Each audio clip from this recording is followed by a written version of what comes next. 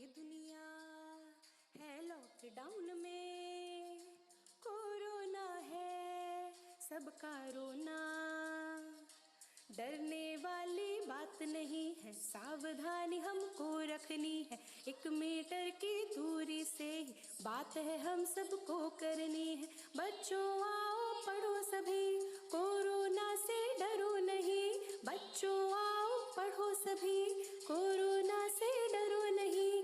पढ़ना लिखना है सबको, आगे बढ़ना है सबको। प्यारे बच्चों नमस्कार। मैं मनीषा सक्सेना, सहायक अध्यापिका, राजकीय बालिका इंटर कॉलेज इंदिरा नगर लखनऊ। बच्चों आज हम कक्षा 9 विषय विज्ञान में पाठ 5 जीवन की मौलिक इकाई का भाग 2 पढ़ेंगे। बच्चों भाग 1 में हमने पढ़ा था कि कोशिका की खोज किस प्रकार हुई, कोशिका सिद्धांत क्या होता है, कोशिका का संरचनात्मक संगठन क्या होता है। फिर हमने पढ़ा था कि कोशिका झिल्ली, कोशिका भित्ति और केंद्रक की संरचना और कार्य क्या होते हैं। और अंत में हमने पढ़ा था कि प्रोकैरियोटिक और यूकैरियोटिक कोशिका में क्या अंतर पाया जाता है। बच्चों आज हम कोशिका द्रव और उसमें पाए जाने वाले कोशिकांगों के संरचना और उनके कार्यों के बारे में विस्तार से पढ़ेंगे। आइए आज देखते हैं कि प्रमुख शिक्षण बिंदु कौन कौन से हैं। सबसे पहले हम पढ़ेंगे कोशिका द्रव, इसके बाद अंतःप्रद्रवी जालिका संरचना एवं कार्य। फिर हम पढ़ेंगे गोल्जी उपकरण संरचना एवं कार्य। लाइसोसोम क्या होते हैं, माइटोकॉन्ड्रिया की संरचना एवं कार्य, प्लास्टिड या लवक की संरचना एवं कार्य, रसधानियाँ क्या होती हैं, जंतु कोशिका और पादप कोशिका में अंतर क्या होता है। और अंत में हम पढ़ेंगे कि कोशिका विभाजन किस प्रकार होता है और ये कितने प्रकार का होता है। चलिए अब पाठ शुरू करते हैं हम भाग 2। बच्चों कोशिका द्रव जो है वो प्लाज्मा झिल्ली और केंद्रक झिल्ली के बीच का जितना भी तरल पदार्थ द्रव होता है उसको हम कोशिका द्रव कहते हैं। तो कोशिका द्रव जो है कोशिका झिल्ली से घिरा कोशिका के अंदर का सारा तरल पदार्थ है। और इसमें क्या उपस्थित होते हैं, विशिष्ट कोशिकांग उपस्थित होते हैं जो कोशिका के प्रमुख अंग होते हैं। जैसे ये आपका देखिए चित्र है, इसमें ये प्लाज्मा झिल्ली है और ये जितना भी तरल पदार्थ है जो हल्के नीले रंग से दिखाया गया है ये क्या है बच्चों, कोशिका द्रव। अब इसके अंदर देखिए मध्य में केंद्रक पाया जाता है और केंद्रक के अंदर होता है केंद्रक द्रव। तो इस तरीके से ये केंद्रक द्रव और ये कोशिका द्रव मिलकर जीव द्रव का निर्माण करते हैं। और जीव द्रव बच्चों भौतिक आधार है जीवन का। जितनी भी कोशिका के अंदर जैव रासायनिक क्रियाएं होती हैं वो इसी जीव द्रव में संपन्न होती हैं। तो इस तरीके से कोशिका द्रव जो है वो कोशिका झिल्ली से घिरा हुआ जितना भी द्रव है, जितना भी तरल पदार्थ है, चिपचिपा पदार्थ है, वो कोशिका द्रव कहलाता है और सारे कोशिकांग इसी कोशिका द्रव में स्थित होते हैं। आइए अब हम देखते हैं कार्य क्या है कोशिका द्रव के। कोशिकांगों के बीच पदार्थों का आदान प्रदान करना, ये सब कोशिका द्रव में ही संपन्न होता है। दूसरा है भौतिक और रासायनिक क्रियाएं यहाँ पे संपन्न होती हैं। यही जो द्रव है, जो तरल पदार्थ है, जो केंद्रक और प्लाज्मा झिल्ली के बीच में पाया जाता है, उसी में सारी भौतिक और रासायनिक क्रियाएं, जितनी भी जैव रासायनिक क्रियाएं हैं वो यहीं पे संपन्न होती हैं। इसके अलावा जो महत्वपूर्ण जैव अणु होते हैं कोशिका के अंदर, जैसे अमीनो अम्ल है, ग्लूकोज है और विटामिन है, इन सब का संग्रह स्थल होता है कोशिका द्रव। तो इस तरीके से बच्चों ये जो कोशिका द्रव है ये प्लाज्मा झिल्ली और ये जो केंद्रक की केंद्रक झिल्ली है इसके बीच का पदार्थ है। केंद्रक के अंदर केंद्रक द्रव और ये कोशिका द्रव मिलके जीव द्रव का निर्माण करते हैं और सारी कोशिका की जितनी भी भौतिक रासायनिक क्रियाएं हैं वो सब इसी जीव द्रव में ही संपन्न होती हैं। अब हम कोशिकांग लेते हैं एक एक करके और सबसे पहला और महत्वपूर्ण कोशिकांग है वो है अंतःद्रवी जालिका। बच्चों ये कोशिका का बहुत ही महत्वपूर्ण अंग होता है। इसको इंग्लिश में हम कहते हैं एंडोप्लाज्मिक रेटिकुलम।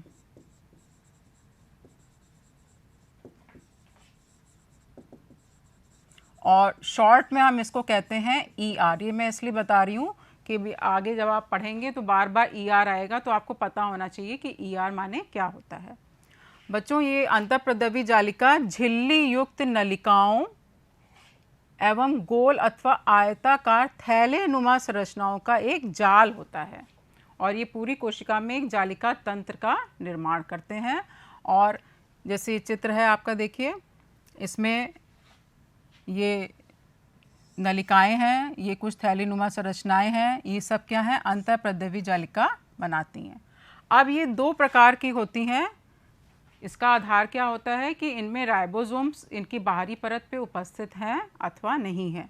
अगर राइबोसोम्स जो हैं इसकी बाहरी परत पे उपस्थित होते हैं तो ये बनाती हैं खुरदुरी अंतःप्रद्रवी जालिका या RER, इसको कहते हैं रफ एंडोप्लाज्मिक रेटिकुलम, क्योंकि इसमें क्या पाए जाते हैं बच्चों, राइबोसोम्स पाए जाते हैं बाहरी सतह पे।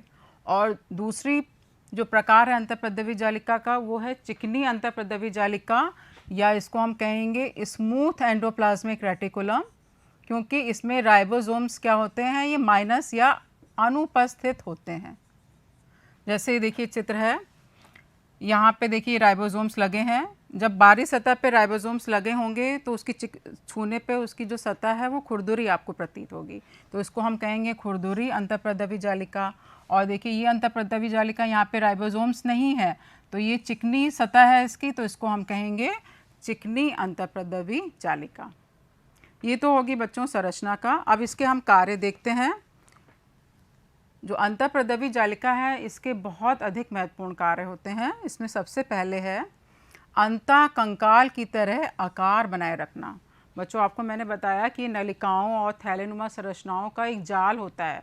ये कोशिका के अंदर एक जालिका तंत्र बनाते हैं जो कि एक अंतःकंकाल की तरह कार्य करता है और कोशिका को एक निश्चित आकार प्रदान करता है। इसके अलावा ये कोशिका को लचीला बनाता है। इसके बाद जीवात जनन की प्रक्रिया के द्वारा कोशिका झिल्ली का पुनर्निर्माण करना भी इसका एक महत्वपूर्ण कार्य है। कुछ प्रोटीन और वसा की सहायता से ये कोशिका झिल्ली का पुनर्निर्माण भी करता है। इसके बाद जो RER है, जो रफ एंडोप्लाज्मिक रेटिकुलम है, उसमें चूंकि राइबोसोम्स पाए जाते हैं इसलिए इसका कार्य प्रोटीन संश्लेषण भी होता है। और जो SER है, जो स्मूथ एंडोप्लाज्मिक रेटिकुलम है, वो वसा अथवा लिपिड अणुओं के संश्लेषण में सहायता करते हैं। इसके अलावा एक अन्य महत्वपूर्ण कार्य है वो है परिवहन। देखिए ये केंद्रक से बिल्कुल जुड़ा हुआ है। अंतःप्रद्रवी जालिका जो है वो केंद्रक से जुड़ी रहती है, इसलिए जितना भी परिवहन का कार्य है केंद्रक से कोशिका द्रव में जाने का और कोशिका द्रव से केंद्रक में आने का, वो सब परिवहन का कार्य इसी अंतःप्रद्रवी जालिका के माध्यम से किया जाता है। इसके अलावा ये रासायनिक क्रियाएं हेतु ढांचा प्रदान करने का भी कार्य करती है। अंत में है बच्चों निराविषीकरण। निराविषीकरण की प्रक्रिया बच्चों, जो कशेरुकी जंतु हैं उनकी यकृत कोशिकाओं में जो SER होता है, जो चिकनी अंतःप्रद्रवी जालिका होती है, वो ऐसा कुछ प्रयास करते हैं कि जो विषैला पदार्थ होते हैं हमारे शरीर में वो विषैले नहीं रह जाते और अंत में जो हमारा वृक्क है, जो किडनी है, उसको छान के शरीर से अलग कर देता है। इस तरीके से ये जो भी हमारे शरीर में विष है उसके निराविषीकरण में भी भाग लेते हैं। तो इस तरीके से बच्चों आपने देखा कि अंतःप्रद्रवी जालिका जो है बहुत ही महत्वपूर्ण कोशिकांग होता है हमारी कोशिका के अंदर। अब अगला हम लेते हैं गोल्जी काय।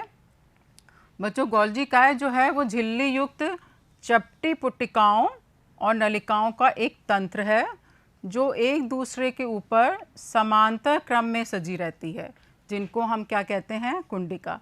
ये बात ध्यान रखने की बच्चों, गोल्जी काय जो है वो इकहरी झिल्ली का होता है, सिंगल मेम्ब्रेन स्ट्रक्चर होता है। ये देखिए इसका ये जो स्ट्रक्चर है, ये देखिए यहाँ पे ये चपटी हुई नलिकाएं हैं और ये गोल गोल ये क्या हैं, पुट्टिकाएं हैं।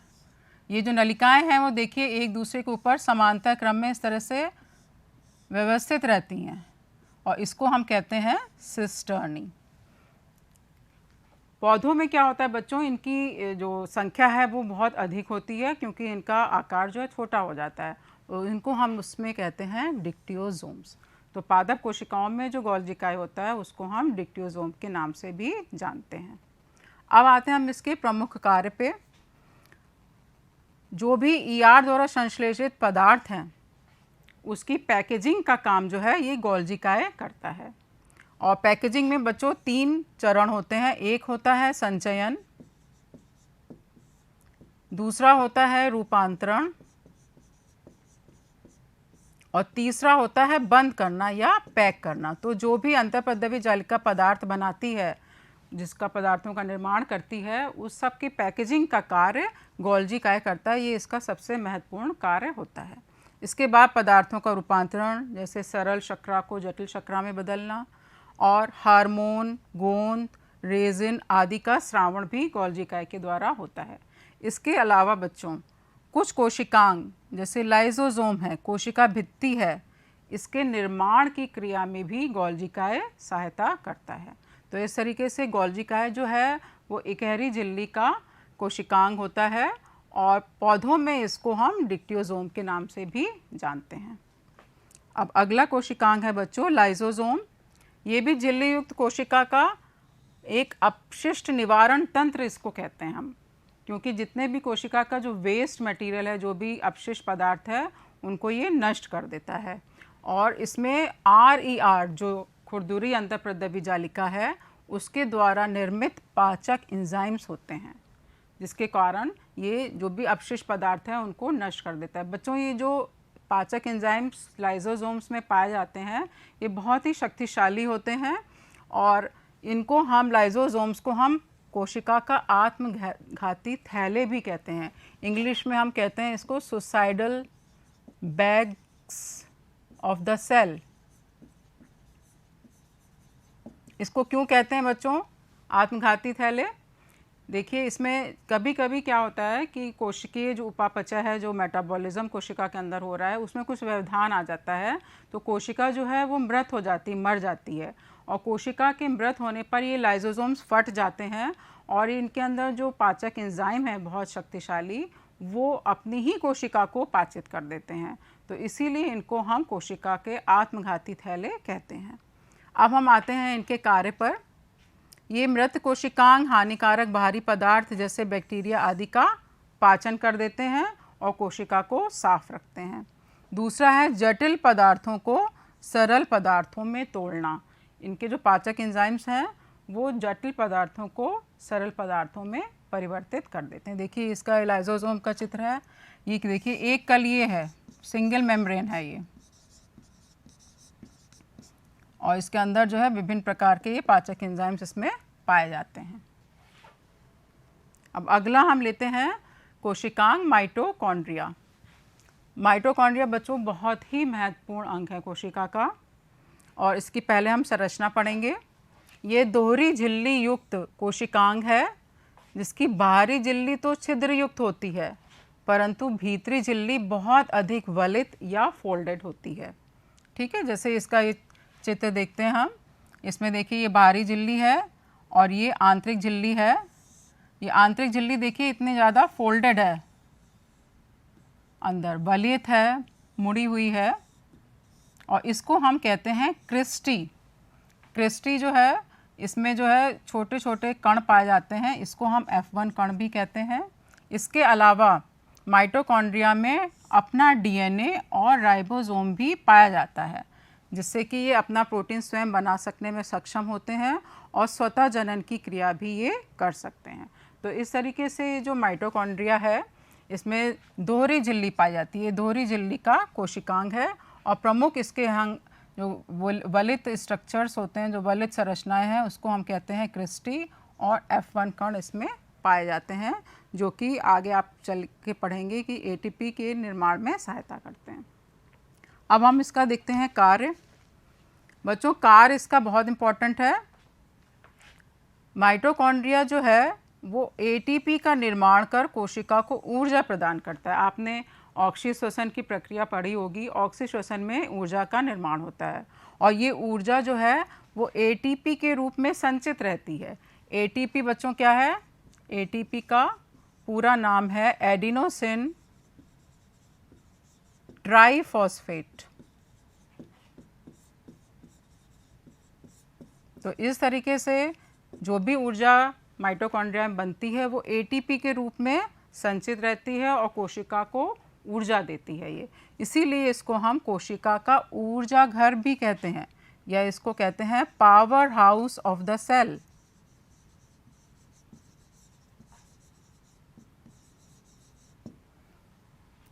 बच्चों, जितने भी हमारे शरीर में रासायनिक यौगिकों के निर्माण के लिए और यांत्रिक कार्य करने के लिए ऊर्जा की आवश्यकता होती है, वो इसी एटीपी में जो संचित ऊर्जा है उसी के प्रयोग के द्वारा हम ये कार्य करने में सक्षम हो पाते हैं। तो इस तरीके से जो माइटोकॉन्ड्रिया है ये बहुत ही महत्वपूर्ण कोशिकांग है कोशिका का, और इसको powerhouse of the cell या कोशिका का ऊर्जा घर कहते हैं, क्योंकि ये कोशिका को ऊर्जा प्रदान करता है विभिन्न प्रकार की क्रियाओं को करने के लिए। अब अगला जो कोशिकांग है वो है प्लास्टिड या लवक। बच्चों, अधिकतर ये पादप कोशिकाओं में पाया जाता है, लेकिन कुछ शैवाल, कवक और जो कुछ जीवाणु हैं उसमें ये प्लास्टिड या लवक नहीं पाया जाता है। तो अधिकतर ये पादप कोशिकाओं में पाया जाता है, जंतु कोशिका में ये नहीं पाया जाता है। रंग के आधार पर ये प्लास्टिड दो प्रकार के होते हैं, अवर्णी या ल्यूकोप्लास्ट, दूसरा होता है वर्णी या क्रोमोप्लास्ट। अवर्णी या ल्यूकोप्लास्ट मतलब जिनका कोई रंग नहीं है, जो कि श्वेत हैं या रंगहीन हैं। और वर्णी लवक मतलब कि जो कलरफुल हैं, जो रंगीन हैं, जो बैगनी, पीले, किसी भी रंग के हो सकते हैं। और जब ये हरे रंग का इसमें वर्ण क्लोरोफिल पाया जाता है तब हम इसको कहते हैं क्लोरोप्लास्ट या हरित लवक, जो आप छोटी कक्षाओं में पढ़ चुके हैं। बच्चों, आइए इसकी संरचना को देखते हैं। देखिए, इसकी बाहरी झिल्ली है और ये भीतरी झिल्ली है, क्योंकि ये दोहरी झिल्ली वाला होता है। दोहरी झिल्ली जो है, जो भीतरी वाली होती है, ये इसमें सिक्के के आकार की संरचनाएं पाई जाती हैं। इनको हम कहते हैं थैलाकॉइड, और थैलाकॉइड का एक पूरा समूह कहलाता है ग्रैनम, और इसका जो माध्यम है नीचे का ये कहलाता है पीठिका। तो इसके दो प्रमुख भाग होते हैं, पीठिका और ग्रैनम।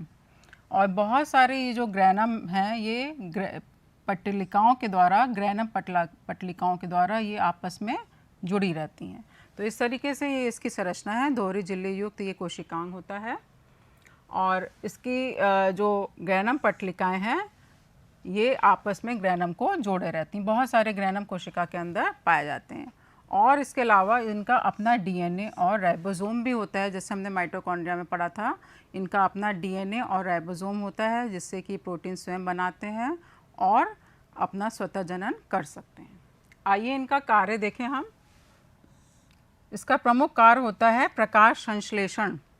आपने छोटी कक्षाओं में पढ़ा होगा कि हरे पेड़ पौधे सूर्य का प्रकाश और क्लोरोफिल की सहायता से जो है भोजन बनाते हैं, जिसको हम प्रकाश संश्लेषण कहते हैं। दूसरा कार्य है इसका, जो ल्यूकोप्लास्ट है, जो रंगहीन लवक होते हैं, वो स्टार्च, वसा और प्रोटीन इनका संचय करते हैं। तो इस तरीके से जो हर लवक हैं, जो प्लास्टिड हैं, ये अधिकतर पादप कोशिकाओं में ही पाए जाते हैं, और इनका महत्वपूर्ण कार्य होता है एक जो हरित लवक का है, वो होता है प्रकाश संश्लेषण। अब आते हैं हम रसधानियों पे। इनको हम रिक्तिकाएं भी कहते हैं, और ये ठोस एवं तरल पदार्थों की गोलाकार संरचनाएं हैं, और या इसको हम कह सकते हैं कि तरल पदार्थों को या ठोस पदार्थों की संग्राहक थैलियां भी होती हैं ये। और जंतु कोशिका में ये छोटी होती हैं, और पादप कोशिकाओं में ये बहुत बड़े आकार की होती हैं। और ये देखा गया है कि पादप कोशिकाओं में लगभग 50 से 90% जो आयतन है कोशिका का, वो इन्हीं रिक्तिकाओं के द्वारा घिरा रहता है। तो जंतु कोशिकाओं में बहुत छोटी आकार की होती हैं, लेकिन पादप कोशिकाओं में बहुत बड़े आकार की होती हैं। अब इनके कार्य देखते हैं। पादप कोशिकाओं को स्फीति एवं कठोरता प्रदान करना, जिससे कि पादप जो हैं वो उनका आकार निश्चित रहे और वो सीधे खड़े रह सकें। अमीनो अम्ल, शर्करा, प्रोटीन, कार्बनिक अम्ल और जल का संग्रहण करना। ये जितने भी महत्वपूर्ण पदार्थ हैं कोशिका के अंदर, उनको ये संग्रहित करती है। इसके अलावा अपशिष्ट पदार्थों एवं अतिरिक्त जल का उत्सर्जन करना, उत्सर्जन का कार्य भी ये रिक्तिकाएं करती हैं। फिर बहुत से एक कोश के जीवों में, जैसे कि अमीबा है, इसमें खाद्य पदार्थ जो है वो खाद्य रसधानी में ही संग्रहित होता है। तो इस तरीके से रिक्तिका जो है अमीबा में पोषण का कार्य भी करती है। तो बच्चों, ये रसधानियाँ जो हैं ये भी एक कलीय होती हैं, एक कला की होती हैं, और ये जंतु कोशिकाओं में तो छोटी होती हैं लेकिन पादप कोशिकाओं में बहुत अधिक बड़ी होती हैं। अब हम देखते हैं बच्चों, जंतु कोशिका और पादप कोशिका में अंतर क्या है।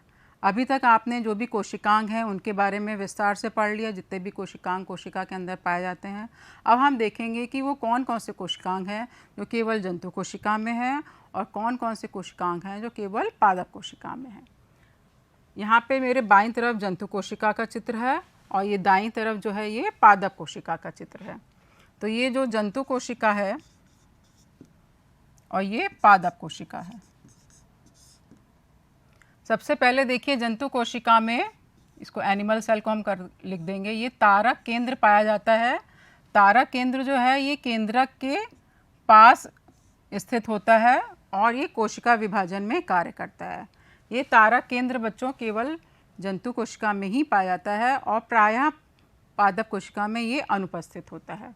दूसरा है बच्चों लाइसोसोम, ये भी जंतु कोशिका में पाए जाते हैं और पादप कोशिकाओं में प्रायः ये नहीं पाए जाते हैं। ये छोटी छोटी संरचनाएं हैं गोल गोल, जो कि जिसको हम कोशिका के आत्मघाती थैले कहते हैं, ये जंतु कोशिका में पाया जाता है परंतु प्रायः पादप कोशिकाओं में नहीं पाया जाता है। अब हम देखते हैं पादप कोशिका में सबसे पहले है हरित लवक या क्लोरोप्लास्ट, जिसको हम कहते हैं। क्योंकि पादप कोशिकाओं को प्रकाश संश्लेषण करना होता है इसलिए इसमें हरित लवक पाया जाता है, और ये जो हरित लवक है ये जंतु कोशिका में नहीं पाया जाता है। तो ये आपका तीसरा अंतर हो गया, ये केवल प्लांट सेल में पाया जाता है। चौथा है बच्चों कोशिका भित्ति। कोशिका भित्ति जो है ये सबसे बाहरी परत होती है पादप कोशिका की, जो कि जंतु कोशिका में अनुपस्थित होती है, और कोशिका भित्ति के कारण ही जो परिवर्तन माध्यम है उसमें पादप कोशिका जंतु कोशिका की अपेक्षा अधिक सक्षम होती है उसको सहन करने के लिए। तो ये हो गया चौथा अंतर। पांचवा अंतर होता है बच्चों जो रिक्तिकाएं होती हैं, ये बड़ी बड़ी रिक्तिकाएं, ये पांचवा अंतर है। इसको रजधानियां भी कहते हैं। तो ये जो रजधानियां हैं देखिए बहुत बड़े आकार की हैं पादप कोशिकाओं में, जबकि ये जो जंतु कोशिकाओं में ये बहुत छोटे छोटे आकार की होती हैं। तो इस तरीके से 5 प्रमुख अंतर हो गए जंतु कोशिका और पादप कोशिका में। पहला हो गया तारक केंद्र, जो कि जंतु कोशिका में पाया जाता है, पादप कोशिका में नहीं पाया जाता। दूसरा हो गया लाइसोसोम्स, जो कि जंतु कोशिका में पाया जाता है, पादप कोशिका में प्रायः नहीं पाया जाता। तीसरा हो गया हरित लवक, जो कि पादप कोशिका में ही पाए जाते हैं, जंतु कोशिका में नहीं पाए जाते हैं प्रायः। और चौथा हो गया कोशिका भित्ति, जो कि प्लांट सेल या पादप कोशिका के सबसे बाहरी परत होती है, जो कि सेलुलोज की बनी होती है। और पांचवा अंतर हो गया रिक्तिकाओं का, जो कि केवल ये पादप कोशिकाओं में बड़े आकार की पाई जाती हैं और जंतु कोशिकाओं में छोटे आकार की पाई जाती हैं। इसके अलावा जो बहुत सारे अंग होते हैं वो कॉमन हैं, जो दोनों में जंतु कोशिका और पादप कोशिका दोनों में पाए जाते हैं। जैसे कि है जो कॉमन है, इसको हम सी से लिखते हैं, प्लाज्मा झिल्ली है, राइबोसोम है, माइटोकॉन्ड्रिया है, अंतःप्रद्रवी जालिका है, कोशिका द्रव है और केंद्रक है। तो ये जो कॉमन है ये जंतु कोशिका में भी है, और ये जो है प्लाज्मा झिल्ली, गोल्जी उपकरण, केंद्रक, माइटोकॉन्ड्रिया, राइबोसोम्स और अंतःप्रद्रवी जालिका ये कॉमन है जो पादप कोशिका और जंतु कोशिका दोनों में पाए जाते हैं। बच्चों अब ये सारे कोशिकांग तो समाप्त हो गए। अब हम पढ़ेंगे इसका आखिरी टॉपिक इस पाठ का, वो है कोशिका विभाजन। कोशिका विभाजन बच्चों, कोशिकाएं जो हैं वो विभाजित होकर नई कोशिकाओं को बनाती हैं या नई कोशिकाओं का निर्माण करती हैं। और ये जो कोशिका विभाजन है ये 2 प्रमुख कारणों से होता है। पहला है प्रतिस्थापन हेतु पुरानी कोशिकाओं का, मतलब कि जो पुरानी कोशिकाएं हैं जो टूट गई हैं, जब मृत हो गई हैं, उनको बदलने के लिए, उनकी मरम्मत के लिए। और दूसरा होता है प्रजनन। तो प्रतिस्थापन और प्रजनन ये 2 प्रमुख कारण हैं कि नई कोशिकाओं की जिसमें हमें आवश्यकता पड़ती है। बच्चों जीवधारियों में जो कोशिका विभाजन है ये 2 प्रकार का होता है, समसूत्री विभाजन और दूसरा होता है अर्धसूत्री विभाजन। समसूत्री विभाजन इसमें गुणसूत्रों की संख्या समान होती है। जो मातृ कोशिका से जो संतति कोशिकाएं बन रही हैं वो बिल्कुल उसके समरूप होंगी, बिल्कुल मातृ कोशिका के समान होंगी। और जो गुणसूत्रों की संख्या है, जिससे वो आप पता है कि हर एक जीव में निश्चित होती है, वो मातृ कोशिका के समान ही होती है। इसलिए इसको हम समसूत्री विभाजन भी कहते हैं। जैसे ये चित्र देखिए, ये मातृ कोशिका है, मान लीजिए द्विगुणित है और इसका विभाजन हो रहा है दो कोशिकाओं में। तो दुगुणित है यहाँ पे, तो ये भी दुगुणित है क्योंकि इनमें गुणसूत्रों की संख्या समान है, गुणसूत्रों की संख्या इसमें परिवर्तित नहीं हुई है। समसूत्री विभाजन बच्चों कहाँ होता है? ये कायिक कोशिकाओं में वृद्धि और ऊतकों की मरम्मत में होता है इसका इस्तेमाल। तो इस तरीके से ये समसूत्री विभाजन है जिसमें मातृ कोशिका से संतति, हमें दो संतति कोशिकाओं का निर्माण मिलता है। दूसरा है बच्चों अर्धसूत्री विभाजन। इसमें जैसे नाम से पता चल रहा है कि गुणसूत्रों की संख्या मातृ कोशिका से आधी रह जाती है।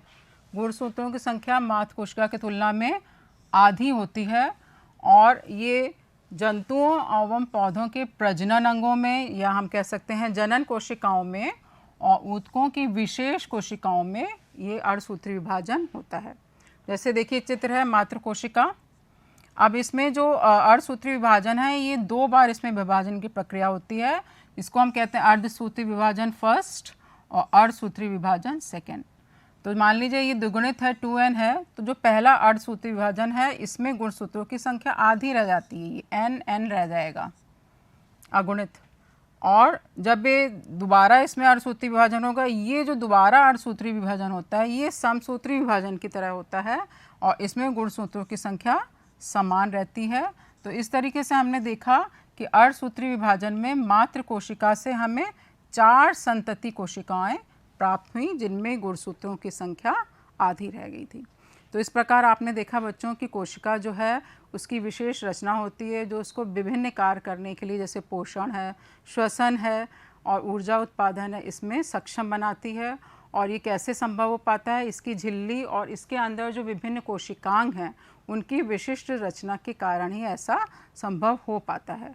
और कोशिका जो है इस तरह से हमारे जीवन की रचनात्मक और क्रियात्मक इकाई बन पाती है। अब बच्चों आशा है आपको ये पाठ अच्छे से समझ में आ गया होगा जो मैंने आपको भाग 1 और भाग 2 में पढ़ाया है। और आज हम इसका गृह कार्य देखते हैं जो आपको कॉपी में करना है। प्रश्न 1, जंतु कोशिका एवं पादप कोशिका का चित्र सहित अंतर बताइए। ये बच्चों बहुत महत्वपूर्ण प्रश्न है और लगभग हर साल परीक्षा में पूछा जाता है। इसके अलावा कोशिका का कौन सा अंग ऊर्जा घर कहलाता है और क्यों, इसमें आपको माइटोकॉन्ड्रिया के बारे में बताना होगा। तीसरा प्रश्न है अंतःप्रद्रवी जालिका के प्रमुख कार्य लिखिए। चौथा है लाइजोसोम्स को आत्मघाती थैले क्यों कहते हैं, इसका आपको कारण बताना है।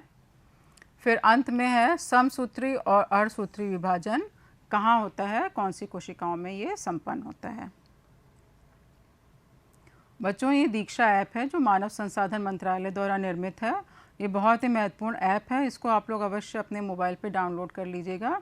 ये इससे आपको पढ़ाई करने में बहुत ही आसानी होगी। इसके अलावा ये जो वीडियोस हैं ये उत्तर प्रदेश माध्यमिक शिक्षा विभाग के यूट्यूब चैनल पे भी पड़े हैं, जिस पे आप जब चाहें इसको खोल के अध्ययन इसका कर सकते हैं। धन्यवाद।